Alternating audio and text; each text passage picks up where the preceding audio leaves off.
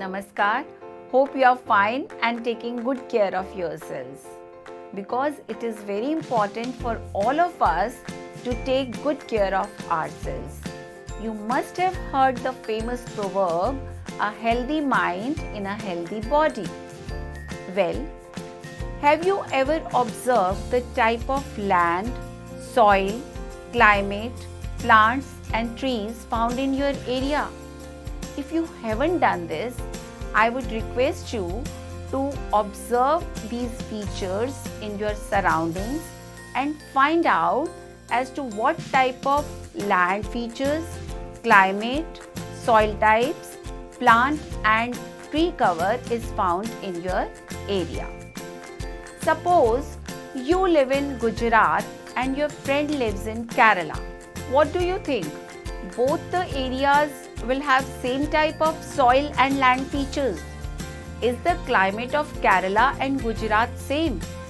Whether the farmer of Gujarat and Kerala will grow the same type of crops? No. Why? Because there is variation in the type of land features, soil, climate, plant and tree cover. So today, we will talk about the second chapter of your geography book, and the name of the chapter is Land, Soil, Water, Natural Vegetation and Wildlife Resources.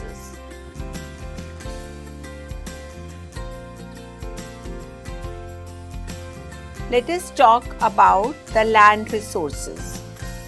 Land is among the most important natural resources. It covers only about 30% of the total area of Earth's surface, and all parts of this small percentage are not habitable. The uneven distribution of population in different parts of the world is mainly due to varied characteristics of land and climate. Do you know 90% of the world population occupies only 30% of land area? The remaining 70% of land is either sparsely populated or uninhabited. Plains and river valleys are densely populated because these areas have fertile land for agriculture, whereas the rugged topography, steep slopes of the mountains and low-lying areas are susceptible to waterlogging and have low population. Similarly, desert areas, thick forested areas are sparsely populated or totally uninhabited. Now we will talk about land use. Land is used for different purposes like agriculture, forestry, mining, building houses, roads, setting up of industries, etc. The use of land in an area is determined by physical factors like topography, soil, climate, minerals and availability of water. Human factors such as population and technology are also important determinants of land use pattern. Land can be classified on the basis of ownership as private land and community land. Private land is owned by individuals. For example, people have their own house, fields, etc. Whereas community land is used for common uses like pasture lands, government hospitals, post offices, etc. These community lands are also called common property resources. The demands of people are ever growing, but the availability of land is limited. The quality of land also varies from place to place. People have started encroaching the common lands to build up commercial areas, housing complexes, and to expand the agricultural land in the rural areas. The over-exploitation of land resources for expansion of agricultural activities and construction work to meet ever-increasing demands of population has resulted in major threats to environment like land degradation, landslides, soil erosion, desertification, etc. Talk to your parents or grandparents and collect information about changes in the land use over the years. Write an article on the information gathered by you. Now we will talk about conservation of land resources. Conservation of land means adopting and implementing all measures that increase and maintain the productivity of land. There has been large-scale degradation of the soil cover because the forests have been cut indiscriminately to meet the growing demand for food, fuel, and timber. It has posed a major threat to agriculture also. Agriculture is the backbone of our national economy. So, all those measures which are taken to increase the productivity of soil form the basis of our country's prosperity. Protecting agricultural land and maintaining its production capacity is our duty and an important requirement. Some of the common methods for conservation of land resources are forestation, land reclamation, regulated use of chemicals and fertilizers, and check on overgrazing. Now we will talk about soil. I'm sure you must have seen soil around you. So what is soil? The thin layer of grainy substance covering the surface of the earth is called soil. The word soil has been derived from Latin word solum, meaning the substratum or the part in which the plant grows. Soil is made up of organic matter, minerals, and weathered rocks found on earth. This happens through the process of weathering. Now, what is weathering? Weathering is the breaking up and decay of exposed rocks by temperature changes, frost actions, plants, animals, and human activity. The right mix of minerals and organic matter make the soil fertile. The growth of tree plants and crops depend on the nature of the soil. The soil particles become thicker with the depth of the surface. It takes millions of years to become a few centimeters deep soil. The following reasons are responsible in the process of soil formation. The factors affecting soil formation are parent rock, relief, flora, fauna and microorganisms, climate and time. First of all, parent rock. The soil is formed from the residues obtained from the breaking of rocks.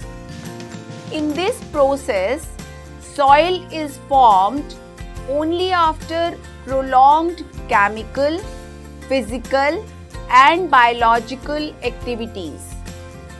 The amount of nutrients in the soil depend on the parent rock.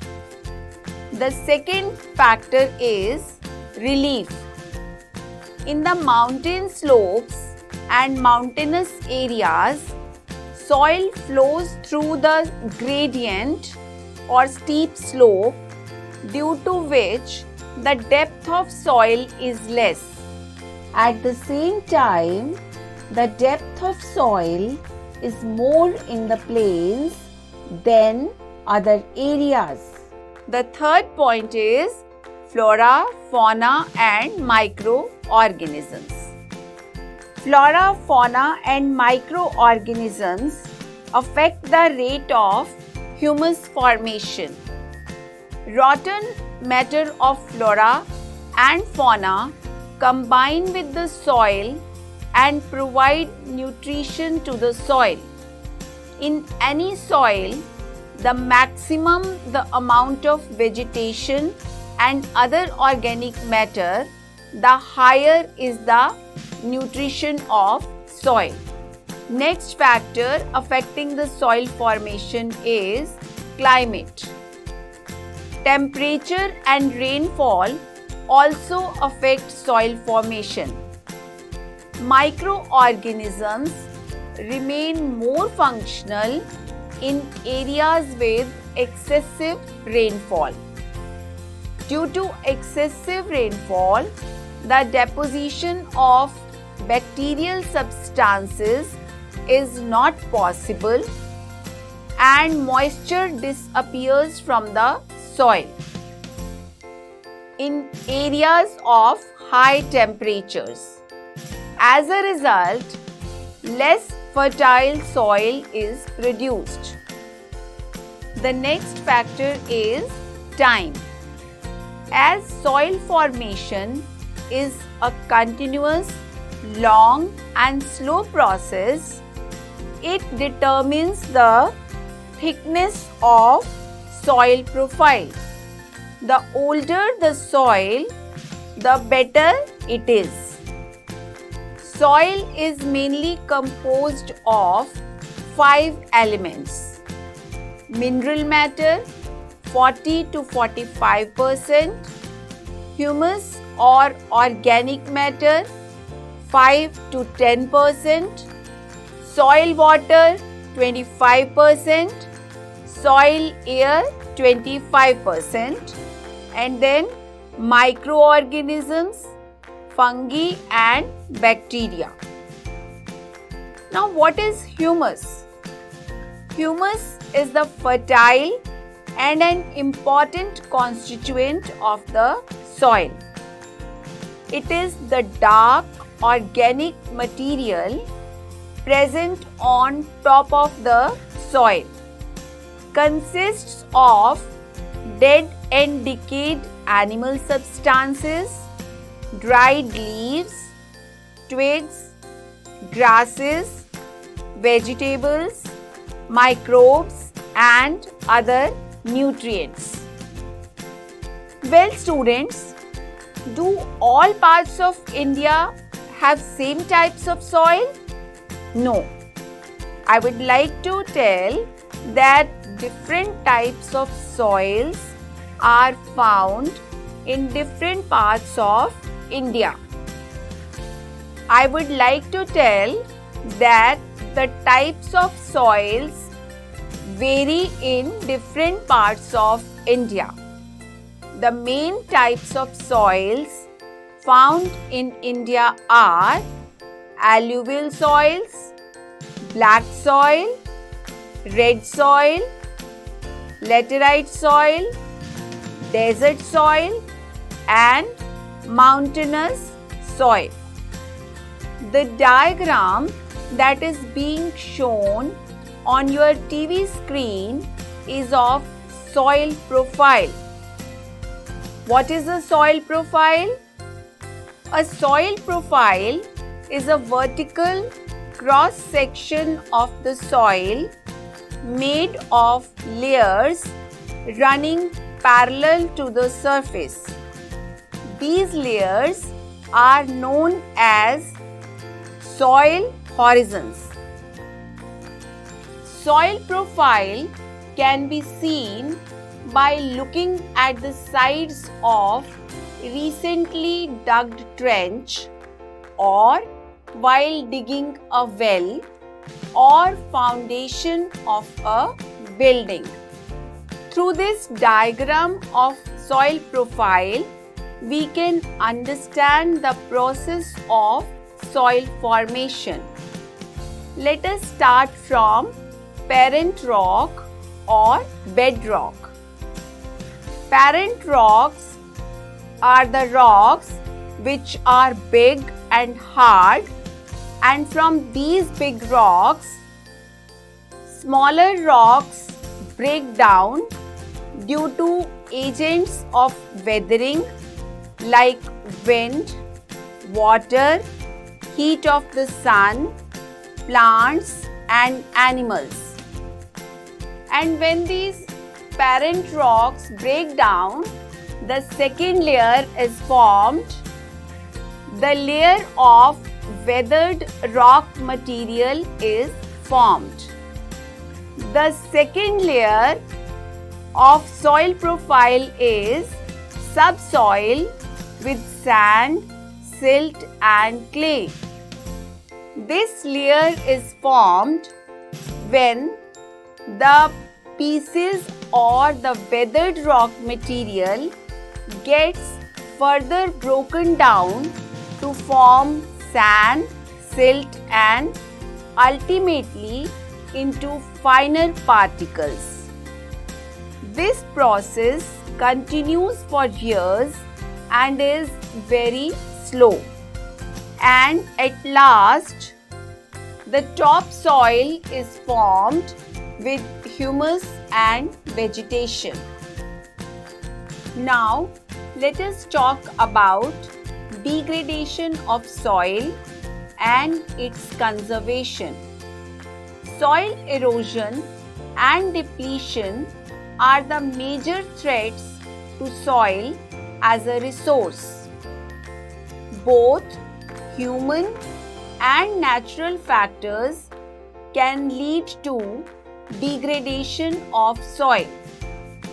The human factors responsible for degradation of soil are deforestation, overgrazing, overuse of chemical fertilizers or pesticides, construction activities, mining, etc. The natural factors for degradation of soil are water, air, glaciers, sea waves, landslides, floods, etc. What is a landslide? Landslide is the mass movement of rocks, debris or earth down a slope. Landslides often occur in places which are affected by earthquakes, floods and volcanoes. Well, We all know that soil is the basis of life. So there is a dire need to conserve soil. Some of the methods of soil conservation are mulching. What is mulching? A mulch is a layer of material applied to the surface of soil. It is a protective covering of straw or plastic sheeting spread on the ground around plants. It helps in preventing excessive evaporation and improves the quality of soil. The second method is terrace cultivation. In terrace cultivation, wide steps are cut around the slopes of hills to prevent soil erosion. Terrace farming alters the shape of the slope to produce flat areas that provide a catchment for water. You must have seen terrace farms in the hilly areas. Contour plowing. In contour plowing, the land is plowed across the slopes and along the contour lines. It reduces soil erosion and makes rainwater infiltrate into the soil more. Shelter belts. In the coastal and dry regions, rows of trees are planted to check the wind movement to protect soil cover. Shelter belts prevent soil erosion. Rock dams. Rock dams are small barriers or dams constructed of stone, bagged sand or gravel. The rocks are piled up to slow down the flow of water. This prevents gullies and further soil loss. Intercropping. Intercropping is another way of soil conservation. Different crops are grown in alternate rows and are sown at different times to protect the soil from washing away due to rain. Now, let us try to answer some questions. What we have to do? We have to select the right option from the given options and answer. The first question is, a dark organic material that is found in topsoil is sand, humus, silt or clay. The right answer is humus. Second question is, in hilly areas, most common method of soil conservation is formation of shelter belts, mulching, terrace cultivation and crop rotation. The right answer is, in hilly areas, the most common method of soil conservation is terrace cultivation. Third question is, the land use has increased with the growing population. It has resulted in improving the quality of land, degrading the quality of land. There has been no change in the quality of land. Complete decay of soil cover.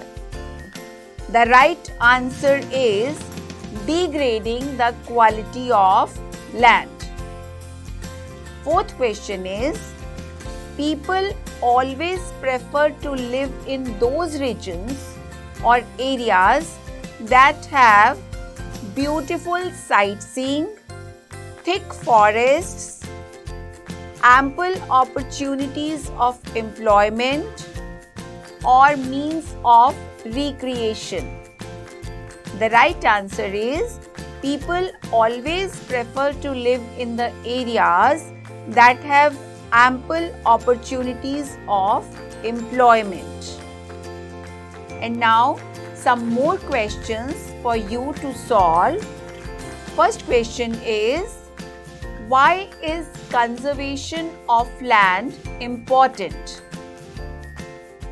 Second question is, discuss with your friends or parents that as an aware citizen of India, how can you contribute in soil conservation?